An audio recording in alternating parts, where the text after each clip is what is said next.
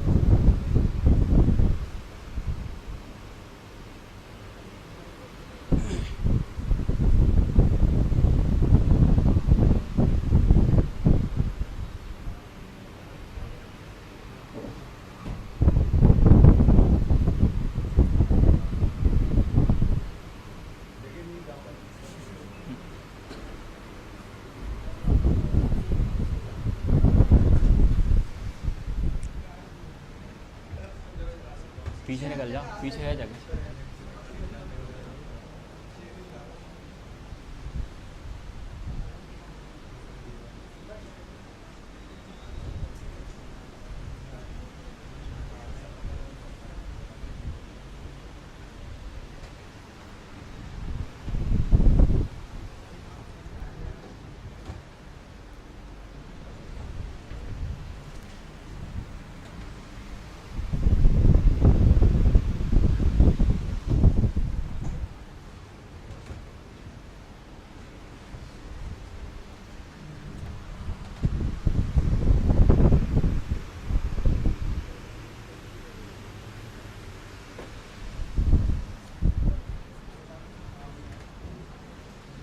पीछे जाओ।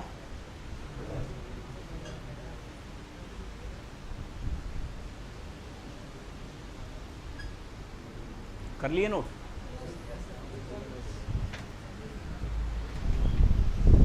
तो पूर्व मध्यकाल की आपकी एक महत्वपूर्ण विशेषता कल आपको डिस्कस की थी, सामंतवाद, फ्यूडलिज्म। तो बेसिकली आपके ये सामंतवाद आपके था क्या? ठीक, तो आपके सामंतवाद, तो सामंतवाद अगर हम देखें तो आपकी ये क्या व्यवस्था थी कि आपके गुप्त साम्राज्य और आपके हर्षवर्धन के साम्राज्य तक एक केंद्रीकृत प्रशासन भारत में होता था। ठीक है, अब यहाँ आपके हर्षवर्धन की डेथ के बाद में कोई भी आपके शक्तिशाली राजा भारत के अंदर नहीं हुआ। अब शक्तिशाली राजा जब भारत के अंदर नहीं हुआ तो इस राजा के द्वारा, ठीक, अपने दूर के क्षेत्रों का प्रशासन करना क्या हो गया? मुश्किल हो गया। ठीक है, अब दूर के क्षेत्रों का प्रशासन करना जब आपके मुश्किल होगा तो यहाँ दो चीज़ें होंगी, एक तो फ्रंटियर रीजन में रिवोल्ट बढ़ेंगे, शासन के प्रति विद्रोह, और दूसरे आक्रमणों की संभावना बढ़ेगी। ठीक है, तो अब आपके इन व्यवस्थाओं से निजात पाने के लिए आपके राजाओं ने किया क्या कि अपने पूरे भूभाग को कुछ क्षेत्रों में बांटा, कुछ क्षेत्रों में डिवाइड किया। ठीक है, यह किया किंग ने। अब सेंटर में आपके हो गया कौन? किंग। ठीक, और इन भूभाग को इन्होंने आपके डिफरेंट क्लास या डिफरेंट पर्सन को दे दिया शासन करने के लिए। ठीक, और जिस डिफरेंट क्लास या पर्सन को इन्होंने शासन करने के लिए दिया उस पर्सन को इनाम दिया गया क्या? सामंत। तो सामंत बेसिकली व्यवस्था आपके क्या थी कि राजा के द्वारा किसी वर्ग को, अब वर्ग में हो सकता है किसी मंदिर को दे दे जमीन, वर्ग में हो सकता है व्यापारियों का कोई समूह उसे दे दे, या कोई एक व्यक्ति भी हो सकता है। ठीक है, तो यहाँ आपके किसी वर्ग या व्यक्ति को, इनमें ब्राह्मण, मंदिर, व्यापारी, अधिकारी कुछ भी हो सकता है, एक तो जमीन देना और उस जमीन के ऊपर आपके किस किस के अधिकार? कानून बनाने का अधिकार, कानून को लागू करने का अधिकार, न्याय देने का अधिकार, लॉ एंड ऑर्डर मेंटेन करने का अधिकार, रेवेन्यू कलेक्शन का अधिकार और आर्मी बनाए रखने का अधिकार। ये सारे अधिकार उस व्यक्ति को दे देना। तो ये व्यवस्था कहलाती थी सामंतवाद और ये व्यक्ति कहलाता था सामंत। ठीक है, अब इसके बाद में नेक्स्ट याद रखना कि सामंतवादी व्यवस्था आपके क्यों इसको लाया गया, इसका उद्देश्य क्या था इस व्यवस्था को लाने के। तो इस व्यवस्था को लाने का आपके पहला उद्देश्य तो ये था कि जो दूर के क्षेत्र हैं उन दूर के क्षेत्र पर नियंत्रण स्थापित रह सके।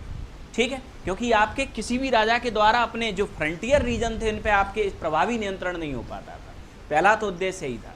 दूसरा उद्देश्य डिसेंट्रलाइजेशन को बढ़ावा देना, विकेंद्रीकरण को बढ़ावा देना, क्योंकि डिसेंट्रलाइजेशन अगर आपके होगा तो इससे फायदा क्या होगा, लोकल लेवल पे आपके जो एडमिनिस्ट्रेशन होगा वो सुधर जाएगा। ठीक है, तो आपके बेटर एडमिनिस्ट्रेशन लोगों को मिल सके, इसलिए डिसेंट्रलाइजेशन को बढ़ावा देने के लिए भी इस सिस्टम को बढ़ावा दिया गया। इसके बाद में नेक्स्ट याद रखना बेटर टैक्स कलेक्शन। ठीक, क्योंकि आपके राजा तो संपूर्ण क्षेत्र पर नियंत्रण रख नहीं सकता, अगर अधिकारियों में बांट दिया जाएगा तो ये लोग अपने अपने क्षेत्र में क्या करेंगे, बेहतर टैक्स कलेक्शन के प्रयास करेंगे। ठीक है, अब इसके बाद में नेक्स्ट दूसरा क्या होगा, अब सामंतवादी व्यवस्था को सिस्टम एक तरीके से समझो आप पीएम और सीएम। ठीक, अब अगर कोई सीएम होगा तो सीएम की जिम्मेदारी क्या होती है, उस राज्य को बेहतर तरीके से बढ़ावा देना। तो यहाँ याद रखना कि सामंतवादी व्यवस्था ने बेटर टैक्स कलेक्शन के लिए इन्होंने किया क्या, उस समय टैक्स का प्रमुख साधन क्या था, एग्रीकल्चर। इन सामंतों ने एग्रीकल्चर को सुधारने के पूरे प्रयास किए और ये वो फेज था जिसमें एग्रीकल्चर पहले से बेहतर हो गई।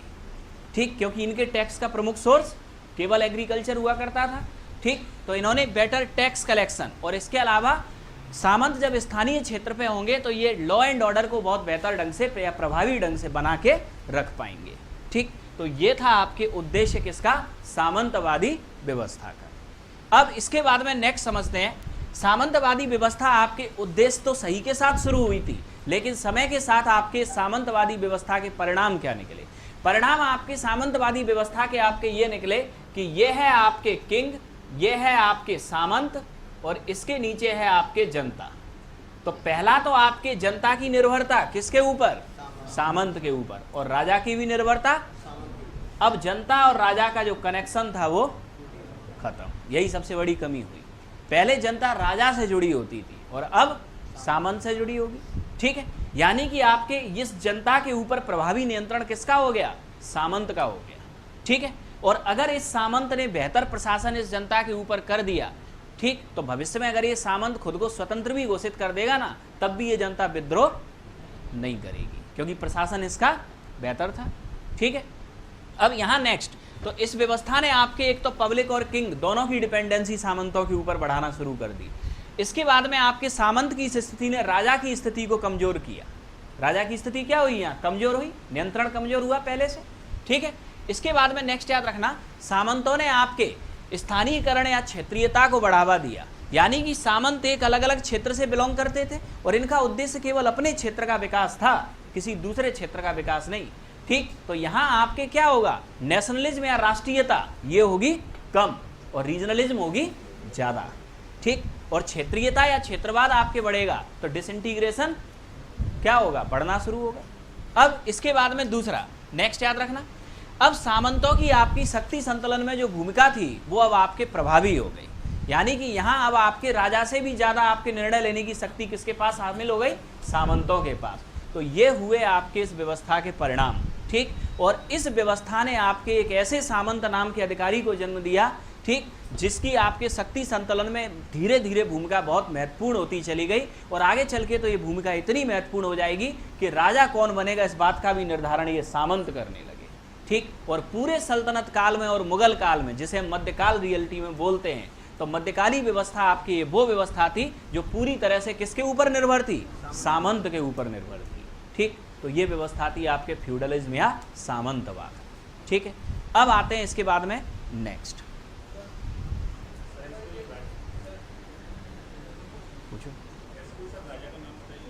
किसका, जितने भी राजपूत राजा लिखाए थे सबके सामंत से, राजा के अधीन जितने भी कल 10-11 आपको राज्य लिखाए थे ना, हर राजा के सामंत थे। ठीक, अब इसके बाद में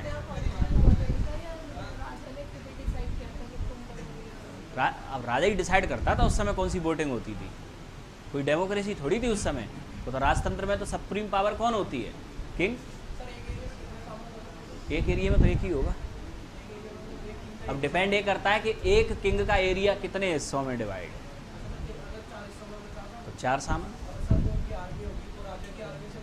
अलग। आगे भविष्य में तो आपके ये होगा कि राजा की आर्मी हो जाएगी कम, राजा तो उल्टा इन सामंतों की आर्मी से काम चलाएगा। अभी आगे चल के आप देखोगे मुगल काल में राजाओं के पास आर्मी कहाँ थी।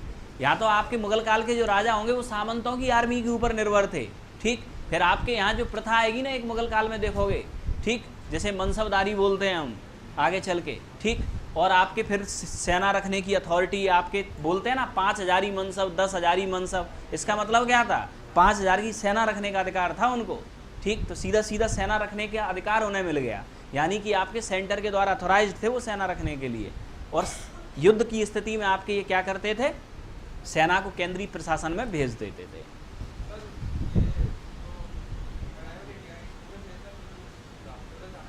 क्या था,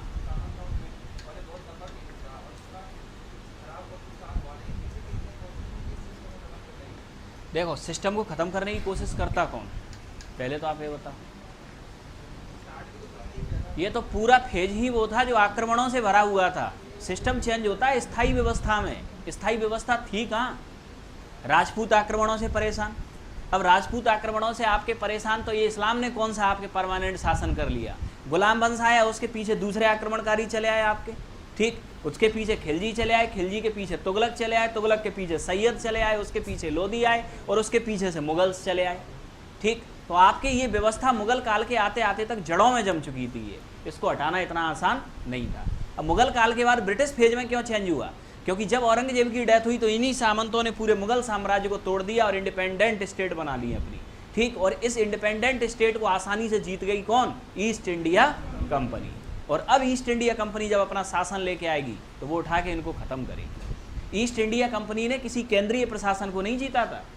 अगर मौर्य साम्राज्य और गुप्त साम्राज्य और हर्षवर्धन जैसी डायनेस्टी होती तो ईस्ट इंडिया कंपनी तो छोड़ो, ब्रिटेन के राजा की भी हैसियत नहीं थी इनको जीतने की। ठीक, इन्होंने तो छोटे छोटे सामंतों के राज्यों को जीता और एक बड़ा भारत का निर्माण कर दिया। ठीक, तो ईस्ट इंडिया कंपनी का कुछ योगदान हो या ना हो, आप जो बैठे तो उसी कंपनी की वजह से हो, नहीं तो हाथ में तलवार और घोड़ा होता और पता नहीं कहाँ दौड़ रहे होते किस साम्राज्य में। ठीक है, सच्चाई है ये। अब इसके बाद में अगर ईस्ट इंडिया कंपनी ने भारत का शोषण किया है तो आधुनिकता तो कहीं ना कहीं वहीं से शुरुआत हुई है, अदरवाइज हम आज भी इसी सामंतवादी फेज में ही होते। ठीक, क्या किसके, बेसिकली आपके भूमि दान देने की प्रथा तो पहले ही शुरू हो गई, बस बाकी का भूमि दान दी जाती थी पहले, उस दान के ऊपर अधिकार देना आपके बाद में शुरू हो गए हर्षवर्धन के बाद।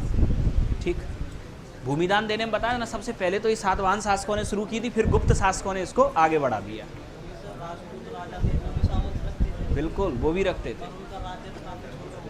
हाँ, उसके बाद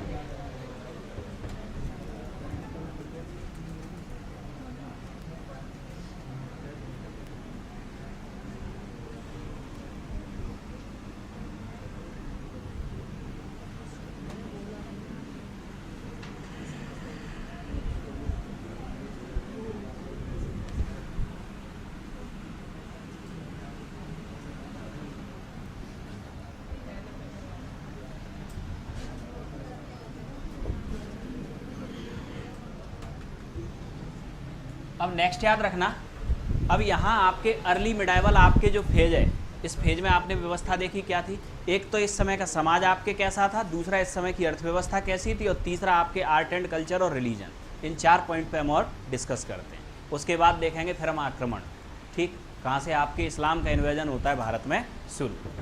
तो सबसे पहले सोशल सिस्टम इस समय का, सामाजिक व्यवस्था।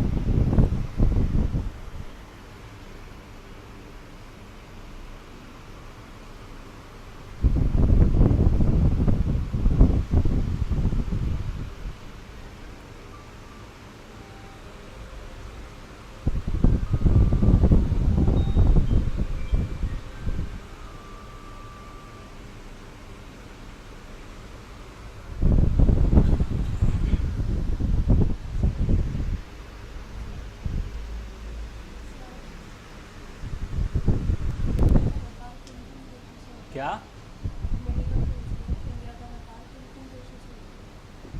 मिडाइवल फेज में इंडिया का व्यापारी, ये अर्ली मिडाइवल में, अर्ली मिडाइवल में तो कम हो जाएगा व्यापार का इस्लाम का इन्वेंजन हो जाएगा चारों तरफ। बता रहे हैं, अभी रीजन बताते हैं क्यों होगा ऐसा। यहाँ आपके विदेश व्यापार धीरे धीरे प्रभावित ही हो जाएगा। तो सबसे पहले देखें इस समय के, अगर हम सामाजिक व्यवस्था को देखें तो इस समय की सामाजिक व्यवस्था में हमें बाकी सब कुछ तो पहले से चला आ रहा था। अब सामाजिक व्यवस्था में और क्या दिखता है, इस समय की आते आते तक आपके क्या हुआ, कई विदेशी आक्रमण हो चुके थे, हाइब्रिडाइजेशन भारत में हुआ था, और इस हाइब्रिडाइजेशन के परिणाम स्वरूप कई नई कास्ट इमर्ज हुई आपके, ठीक। जैसे कि 150 तो राजपूती आपके इमर्ज हो चुके थे इस समय तक, 150 कास्ट तो राजपूतों की होंगी, ठीक। तो आपके कई नई कास्ट क्या हो गई, ये इमर्ज हो गई, ठीक। इसके अलावा आपके इस समय अगर हम वुमेन्स की स्थिति को देखें तो विधवा विवाह ये लागू नहीं था समाज में, ठीक है। दूसरा आपके सती प्रथा, ये गुप्त काल से आपके चली आ रही थी, गुप्त काल में पहली बार साक्ष्य मिले थे आपके सती के, ठीक है। अब इसके बाद में नेक्स्ट आते हैं, इस समय के आते आते तक एक प्रथा और शुरू हो गई जिसे हम कहते हैं जौहर प्रथा, ठीक है। अब आपके जौहर प्रथा अब आपके शुरू हुई, तो जरा जौहर प्रथा को समझ लें। इससे पहले कभी जौहर प्रथा आपके समाज में नहीं थी। अब यहाँ समझना, इंडिया में आपके, ठीक, अगर हम फॉरेन इन्वेंजन की बात करें तो इंडिया में सबसे पहला फॉरेन इन्वेंजन हुआ ईरानी अटैक या पर्सियन अटैक 512 BC में। उसके बाद आपके होता है ग्रीक अटैक, ठीक, या यूनान अटैक सिकंदर 326 BC में, ठीक है। इसके अलावा फिर अब हम जैसे जैसे अब हम बाद में आएंगे तो बाद में फिर अब आप अटैक देखोगे तो आपको सारे अटैक बताए थे, इंडो यवन, शक, कुषाण, पहलव, ठीक है, ये अटैक हुए। और बाद में गुप्तोत्तर के बाद में हूण, इनमें से एक भी इस्लाम से रिलोंग करता था, ये आपके एक भी इस्लाम से बिलोंग नहीं करते थे। इतने भी अटैक इंडिया में पहले के जो हुए, पहले के अटैक में ये आपके केवल संपत्ति लूटपाट आपके करते थे, लेकिन महिलाओं के साथ किसी भी अटैक में दुर्व्यवहार भारत के अंदर नहीं हुआ था। भारत के अंदर महिलाओं के साथ पहला दुर्व्यवहार आपके आया जब 712 ईस्वी में मोहम्मद कासिम ने अटैक किया। कासिम ने जब आपके अटैक किया तो ये भारतीय महिलाओं को उठा के आपके ले गया, ठीक है, बलपूर्वक, और उठाने के ले जाने के बाद आपके, ठीक, उनको आपके वहाँ के बाज़ारों में बेच दिया, ये सिचुएशन हुई। तो अब इस्लामिक अटैक में आपके हुआ ये कि इस्लामिक अटैक में आपके महिलाओं के ऊपर आपके जोर ज़बरदस्ती शुरू हो गई, ठीक, जो इससे पहले भारत में कभी नहीं थी। और अब आपके सिस्टम ये हुआ कि जब जब आपके भारत में ये इस्लामिक अटैक हुआ तो कोई राजा अगर हारने की स्थिति में होता तो महिलाएं अपने सम्मान की सुरक्षा के लिए, जैसे ही उनकी सेनाएं हारती थीं, ये खुद ही आपके एक अग्निकुंड में कूद जाती थी कि उनके हाथों में जाने से अच्छा मर जाएं। और यही प्रथा आपके कहलाती थी जौहर प्रथा, ठीक। तो जौहर प्रथा की आपकी देन था भारत में इस्लामिक अटैक, ठीक है। इस्लामिक अटैक से पहले जौहर प्रथा के कहीं कोई प्रमाण नहीं मिलते, ठीक। अब इसके बाद में नेक्स्ट, अब आगे अब हम देखें, अब इस समय की अगर हम आर्थिक व्यवस्था को देखें तो अब आर्थिक व्यवस्था को समझना, सामंत बेसिकली कौन सा अधिकारी था, जो एक क्षेत्र विशेष पे शासन करता था, और किसी क्षेत्र विशेष पे अगर शासन करने वाला अधिकारी आपके ये होगा तो ये हर स्थिति में अपने रेवेन्यू को बढ़ाने का प्रयास करेगा, और रेवेन्यू को बढ़ाने का मेजर सोर्स था उस समय, तो हर सामंत के द्वारा एग्रीकल्चर सेक्टर में रिफॉर्म किए गए सबसे पहले, उद्देश्य रेवेन्यू में बढ़ावा हो सके। अब यहाँ एग्रीकल्चर तो सही चला इस समय, लेकिन अब यहाँ सामंतवादी व्यवस्था ने आपके क्या किया कि यहाँ सामंतवादी व्यवस्था पहला, और दूसरा आपके कोई केंद्रीकृत साम्राज्य नहीं था। जिस उत्तर भारत में आपके पहले मौर्य साम्राज्य, गुप्त साम्राज्य और वर्धन साम्राज्य होते थे, उसमें अब 15 साम्राज्य थे, और अगर ये 15 साम्राज्य होंगे तो इन साम्राज्यों की करेंसी बिल्कुल अलग होगी। तो इसका मतलब क्या हुआ, पहले मौर्य और गुप्त की करेंसी थी वो अखंड भारत में चलती थी, उनकी सील लगी हुई, ठीक। अब यहाँ अगर हर राजा की करेंसी होगी तो इस बात की क्या गारंटी दूसरा राजा के राज्य में वो एक्सेप्टेबल होगी, ठीक। और अगर वो एक्सेप्टेबल नहीं हुई तो आपके ट्रेड ये कम होगा, ठीक, क्योंकि यहाँ राजाओं की संख्या आपके बढ़ती गई, ठीक है। अब राजाओं की आपकी संख्या बढ़ती गई तो हर राजा के यहाँ कौन सी करेंसी होगी, जो उस राजा के द्वारा प्रिंट की गई है, प्रिंट की गई है, तो करेंसी की मात्रा आपके बढ़ जाएगी, ठीक है। अब यहाँ आपके सिस्टम ये हुआ कि यहाँ करेंसी सिस्टम धीरे धीरे डिक्लाइन हुआ, और करेंसी सिस्टम अगर आपके डिक्लाइन होगा तो ये ट्रेड एंड कॉमर्स को भी डिक्लाइन करेगा, ठीक, क्योंकि आपके एक्सचेंज तो करेंसी से ही होना है। अब इसके बाद में दूसरा देखें कि यहाँ इस समय के आते आते तक आपके जो लॉन्ग डिस्टेंस ट्रेड या जो फॉरेन ट्रेड था वो भी प्रभावित होना शुरू हो गया। उसका आपके रीजन ये कि मान लिया कि कोई मगध का व्यापारी है और वो अफगानिस्तान से सामान लेके आ रहा है। पहले तो आपके अफगानिस्तान से ये चलते थे तो मौर्य साम्राज्य और गुप्त साम्राज्य लगता था, एक बार चुंगी देनी होती थी। अब अफगानिस्तान से मगध तक 40 राजा हैं, कितनी चुंगी देनी होगी? तो वो लाएगा ही क्यों सामान? तो फॉरेन ट्रेड खत्म, ठीक। और अब आपके जब ट्रेड ही पूरी तरह से खत्म हो जाएगा तो जिस सोसाइटी में ट्रेड नहीं होगा तो वहां अर्बनाइजेशन वो भी खत्म, क्योंकि अर्बनाइजेशन किस पे डिपेंड करता है? इंडस्ट्रियल ग्रोथ और ट्रेड एंड कॉमर्स, और ये दोनों चीजें यहाँ आते आते तक समाप्त हो चुकी थी। तो यहाँ आपके जो अर्बनाइजेशन होगा, शहरीकरण, ये धीरे धीरे पतन हो जाएगा इसका, ठीक। तो ये व्यवस्था आपके कहाँ हुई? Economic system early medieval phase का, ठीक। अब इसके बाद में नेक्स्ट इस समय का जरा अदर सिस्टम देखें।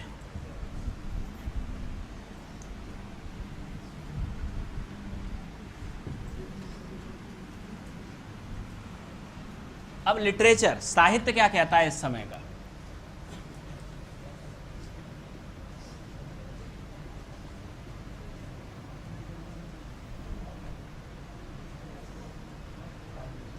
अब सबसे पहले आप समझना, इस फेज में अगर हम आएंगे, ठीक, तो इस फेज में आपके कोई भी साइंस एंड टेक्नोलॉजिकल डेवलपमेंट आपको नहीं दिखाई देगा। उल्टा जो पुरातन जितनी भी खोजें थी एंशिएंट हिस्ट्री की, वो भी आपके विलुप्त होने की कगार पे आएंगी। साइंस एंड टेक्नोलॉजी क्यों डेवलपमेंट दिखाई नहीं देगा? पहले के राजा आपके शक्तिशाली राजा थे, केंद्रीकृत राजा थे, ये विद्वानों को आपके संरक्षण देते थे। और अब जो राजा आएंगे इनके साम्राज्य हो गए छोटे, और ये राजा अब लगातार युद्धों में उलझे हुए हैं। तो ये पहले युद्ध से अपने साम्राज्य की रक्षा कर लें। साइंस एंड टेक के लिए तो ये तब पैसा रिलीज करेंगे। तो आपके इस अर्ली मिडाइवल फेज में नहीं हुआ भारत में कोई भी डेवलपमेंट, ठीक। लास्ट हमने डेवलपमेंट साइंस एंड टेक का कब तक देखा था? गुप्त काल तक। गुप्त काल के बाद किसी भी शासक ने आपके विद्वानों को संरक्षण दिया ही नहीं, ठीक। अब इस फेज में एक पॉइंट आपके हुआ, एक पॉइंट आपके क्या हुआ कि इस फेज में आपके जो राजपूत राजा थे, ठीक, इन राजपूतों को अपनी तारीफ सुनने की बहुत आदत होती है। ये खास बात होती है राजपूत कम्युनिटी की, आप इनकी तारीफ करो, बस तारीफ करके आप इनको ताड़ के झाड़ पर चढ़ा दो, फिर ये कुछ भी कर सकते हैं, ठीक। तो आपके यही हुआ। तो इन्हें संरक्षण इन्होंने किनको दिया? इन्होंने संरक्षण दिया अपने चमचों को, उन चमचों को जिन्होंने इनकी कहानियां लिखी, ठीक। जैसे बाणभट्ट हर्ष चरित्र लिखा इसने। अब बाणभट्ट ने हर्षचरित जब लिखी तो उसने हर्ष की विजय विजय विजय लिखी, लेकिन ये कहीं नहीं लिखा है कि हर्षचरित में ये हर्षवर्धन हार के भी आए थे, ठीक। पुलकेशिन II ने इसको हराया था, ये पूरे हर्षचरित में कहीं नहीं है। केवल उसकी क्या लिखी गई है? विक्ट्री लिखी गई है। तो यहाँ आपके एक दूसरी प्रॉब्लम ये कि यहाँ साहित्य केवल वो बना हुआ है जिसका महिमा मंडन बहुत ज़्यादा हुआ है, ठीक है, ये हुआ। अब इसी टाइम के और साहित्य में देखें आपके चंद्रवरदाई, इन्होंने लिखा पृथ्वीराज रासो, ठीक। पृथ्वीराज रासो में आपके पृथ्वीराज का इतना अभेद वर्णन इन्होंने आपके किया हुआ है कि पृथ्वीराज अगर आंखें बंद कर दें तो शब्द वेदी बाण चला सकते थे ये, ठीक, तमाम वर्णन उनके, ठीक है। तो अब आपके यहाँ इस समय की जितनी भी जीवनियाँ जो लिखी गई हैं, ये जीवनियाँ बेसिकली आपके इनके उन कवियों के द्वारा या चाटुकारों के द्वारा लिखी गई हैं जो केवल महाराज की तारीफ करती हैं, ठीक। महाराज के अवगुण एक भी नहीं बताती इनमें से जीवनी, ठीक है। तो आपके इस समय के साहित्य को अगर हम देखें तो केवल आपके क्या हैं? ज़्यादातर ऑटोबायोग्राफीज हैं, ठीक। तो इनमें से मेजर याद रखना, इस समय के साहित्य में आपके एक बुक थी, कौन सी? हर्षचरित। किसने लिखी थी ये? बाय बाणभट्ट।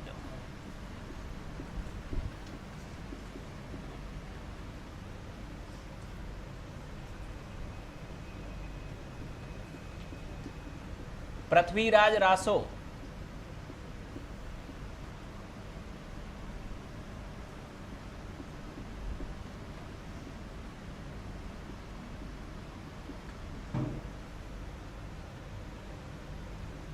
राज तरंगिनी, ये किसने लिखी है?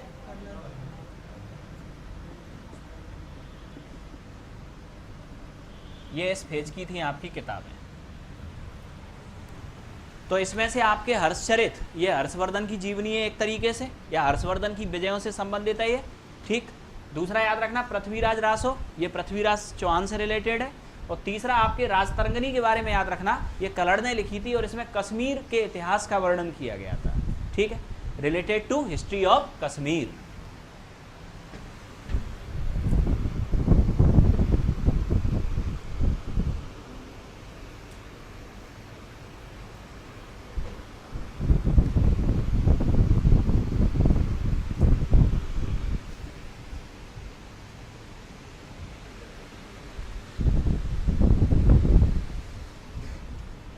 याद है? अब देखते हैं इस समय का रिलीजन, धर्म क्या था आपके।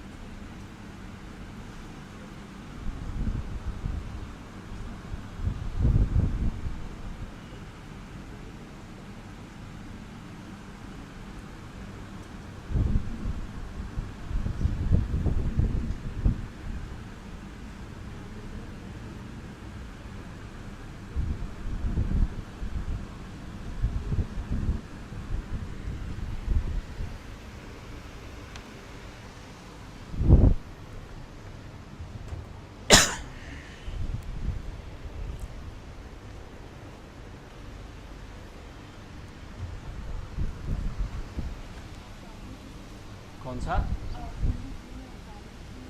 अवतारवाद। अवतारवाद बताया था ना आपको, बुद्धवाद जैन धर्म के कठोर नियम। संकल्पना कंसेप्ट।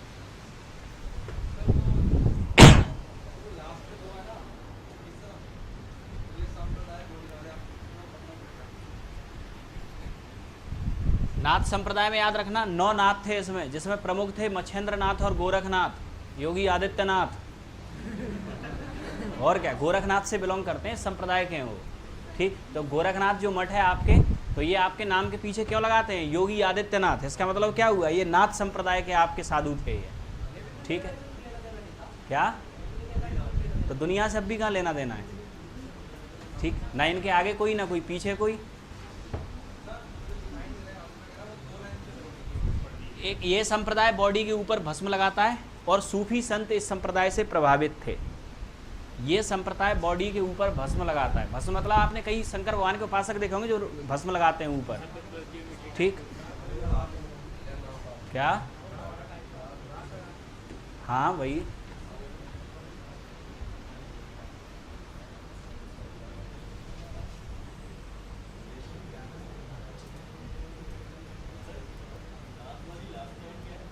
लास्ट वाली लाइन, जो सूफी संत थे वो नाथ संप्रदाय से प्रभावित थे। सूफी संत आगे चल के आएंगे।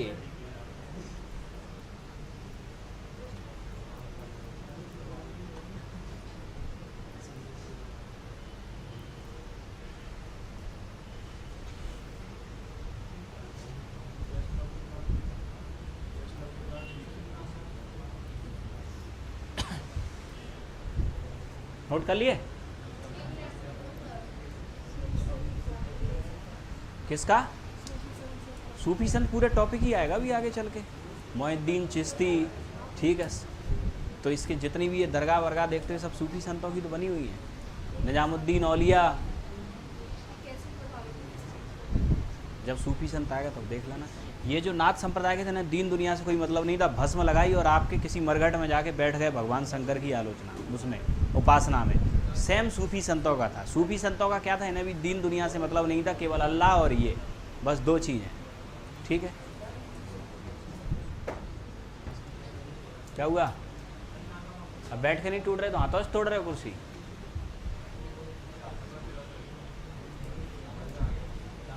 करें डिस्कस?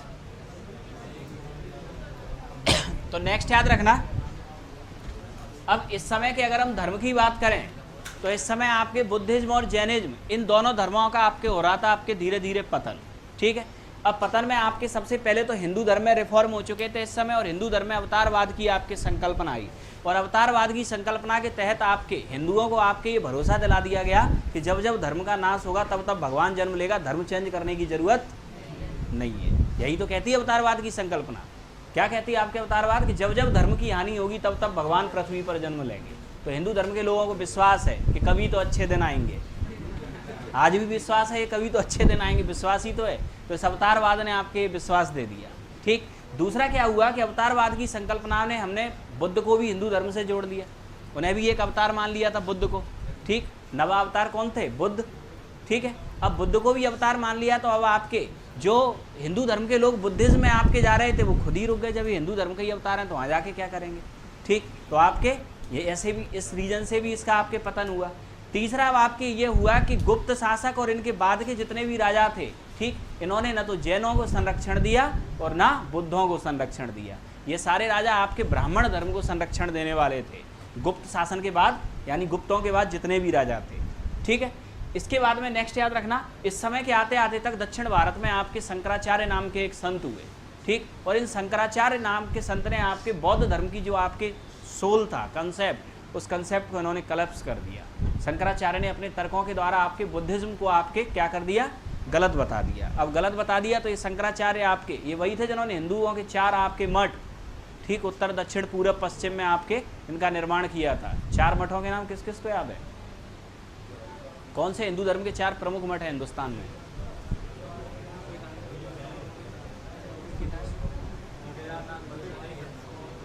ये केदारनाथ बद्रीनाथ मठ हैं, ये 4 धाम है। ये श्रृंगेरी मठ, शारदा मठ और चलो नेक्स्ट, अब आगे नेक्स्ट याद रखना, जब शंकराचार्य देखेंगे तब देखेंगे। अब नेक्स्ट, अब दूसरा समझना ब्राह्मण धर्म। अब ब्राह्मण धर्म में आपके मतलब जो आपके पुरातन हिंदू धर्म था, भागवत धर्म, इस समय आपके ये दो पार्ट में आपके टूट गया, एक शैव और एक वैष्णव। बस इनमें अंतर कितना है, शैव यानी भगवान शंकर के उपासक और वैष्णव यानी भगवान विष्णु के उपासक, ठीक है। अब इसके बाद में यहाँ शैव धर्म में आपके 3 संप्रदाय का जन्म होगा, 3 सेक्ट, तीनों ही भगवान शंकर के उपासक हैं। एक बात तो कॉमन है इनमें, ठीक। बस आपके तीनों का थोड़ा सा आपके सिस्टम अलग होगा। सिस्टम क्या, पहले पशुपति संप्रदाय, इसके फाउंडर थे लकुलीस। ये तो आपके दुनिया से दूर जंगलों में रहता था, ये तो दुनिया यानी कि सोसाइटी के साथ ही नहीं रहते थे। दूसरे थे लिंगायत, ये सोसाइटी के साथ आपके रहता था। अब सोसाइटी के साथ रहेगा तो ये जातिवाद, छुआछूत, महिलाओं का आपके वर्स्ट स्थिति, ये सब देखेंगे तो ये ना दूर करने की बात करेंगे। तो लिंगायत संप्रदाय, फाउंडर थे इसके अल्लभ प्रभु, और ये संप्रदाय आपके जातिवाद, छुआछूत आदि का आपके विरोध करता था, ठीक, और वुमेन राइट का सपोर्ट करता था। तीसरा था आपके नाथ संप्रदाय। नाथ संप्रदाय आपके ये भी भगवान शंकर के उपासक, और 9 नाथ आपके हुए थे उस समय। 9 नाथ मतलब 9 साधु, जिनके नाम पे आपके अब आगे पूरी श्रृंखला आगे बढ़ती जा रही है, जिसमें से प्रमुख थे मच्छेंद्र नाथ और गोरखनाथ, ठीक। गोरखनाथ आपके गोरखपुर उत्तर प्रदेश, ये था इनका प्रमुख पीठ गोरखनाथ के संप्रदाय का, ठीक। तो आपके ये संप्रदाय की खास बात ये थी, ये बॉडी के ऊपर भस्म लगाता था, और सूफी संत आपके नाथ साधुओं से बड़े प्रभावित थे, ठीक, क्योंकि नाथ साधु भी आपके केवल उपासना में ही लीन रहते थे और इनका कोई कार्य नहीं था। तो ये था आपके इस समय का ब्राह्मण धर्म। अब इस समय आपको एक लास्ट हेडिंग इसमें और देखनी है, टेम्पल। इस समय आपके मंदिर निर्माण। अब यहाँ इस समय अगर हम देखें तो मंदिर निर्माण की आपकी कुछ शैलियाँ थीं, ठीक। कौन कौन सी, नागर शैली, बेसर शैली और द्रविड़ शैली, ये तीनों शैलियाँ याद रखना, आर्ट एंड कल्चर में इससे बनता है आपके क्वेश्चन, ठीक। और इन तीनों शैलियों को हम देखेंगे कल की क्लास में, और इसके बाद में फिर हम स्टार्ट करेंगे आपके इस्लामिक इन्वेजन, भारत में आपके इस्लाम का आक्रमण, ठीक है। तो ये कल की क्लास में।